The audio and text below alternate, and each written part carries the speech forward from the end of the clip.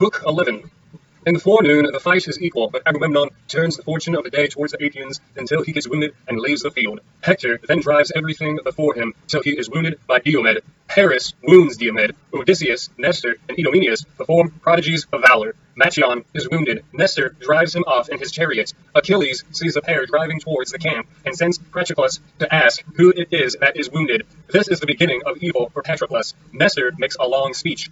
And now as dawn rose from her couch beside Stephanus, harbinger of light alike to mortals and immortals, Zeus sent fierce discord with the ensign of war in her hands to the ships of the Achaeans. She took her stand by the huge black hull of Odysseus' ship, which was middlemost of all, so that her voice might carry farthest on either side, on the one hand towards the tents of Ajax, son of Telamon, and on the other towards those of Achilles, for these two heroes, well assured of their own strength, had valorously drawn up their ships at the two ends of the line.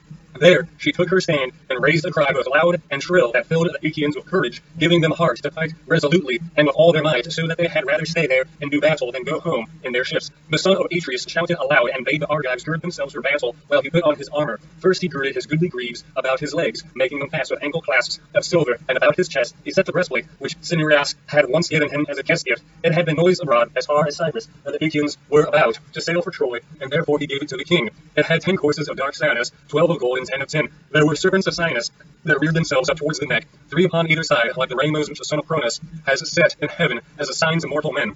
About his shoulders he threw his sword, studded with bosses of gold, and the scabbard was of silver, of a chain of gold, wherewith to hang it. He took moreover the richly dight shield that covered his body when he was in battle, fair to see, with 10 circles of bronze running all round it. On the body of the shield there were 20 bosses of white tin, with another of dark Cyanus in the middle. This last was made to show a Gorgon's head, fierce and grim, with routing panic. On either side the band of the arm to go through was of silver, on which there was a writhing snake of Cyanus, with 3 heads that sprang from a single neck, and went in and out among one another. On his head Agamemnon set a helmet, with a peak before and behind, and 4 plumes of horsehair that nodded menacingly above it. Then he grasped 2 redoubtable bronze-shod spears, and the gleam of his armor shot from him as a flame into the firmament, while Hera and Athena thundered in honor of the king of rich Mycenae. Every man now left his horses in charge of his charioteer to hold them in readiness by the trench, while he went into battle on foot clad in full armor. A mighty uproar rose on high into the dawning. The chiefs were armed and at the trench before the horses got there, but these came up presently. The son of Cronus sent a portent of evil sound about their host, and the dew fell red with blood, for he was about to send many a brave man hurrying down to Hades. The Trojans on the other side upon the rising slope of the plain were gathered round great Hector, noble Polydamas, Aeneas, who was honored by the Trojans like an immortal, and the 3 sons of Antor, Polybus, Agenor, and young Acamas. Beauteous as a god, Hector's round shield showed in the front rank, and as some baneful star that shines for a moment through a rent in the clouds, and is again hidden beneath them. Even so was Hector now seen in the front ranks, and now again in the hindermost, and his bronze armor gleamed like the lightning of aegis-bearing Zeus. And now as band of reapers mow swaths of wheat or barley upon a rich man's land, the sheaves fall thick before them. Even so did the Trojans and the Achaeans fall upon one another. They were in no mood for yielding, but fought like wolves, and either side got the better of the other.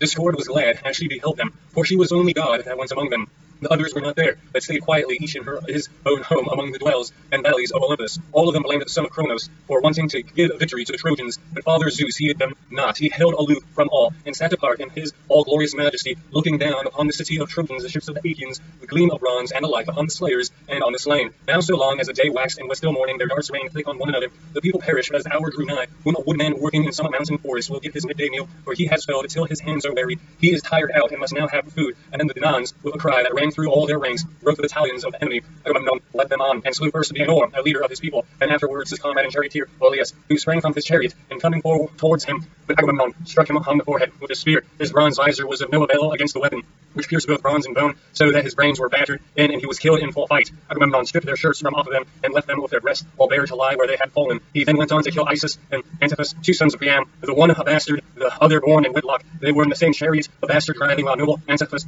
fought beside him. Achilles had once taken both of them prisoners in the glades of Ida, and had bound them with fresh withs as they were shepherding, but he had taken a ransom for them. Now, however, Agamemnon, son of Atreus, smote Isus in the chest above the nipple with his spear, while he struck Antiphus hard by the ear and threw him from his chariot. Forthwith he stripped their goodly armor from off them, and recognized them, for he had already seen them at the ships when Achilles brought them in from Ida, as a lion fastens on the bonds of a hen, and crushes them in his great jaws, robbing them of their tender life, while he was in on his back to his lair. The hen can do nothing for them, even though she be close by, for she is in an agony of fear, and flees through the thick forest, sweating at her utmost speed before the mighty monster.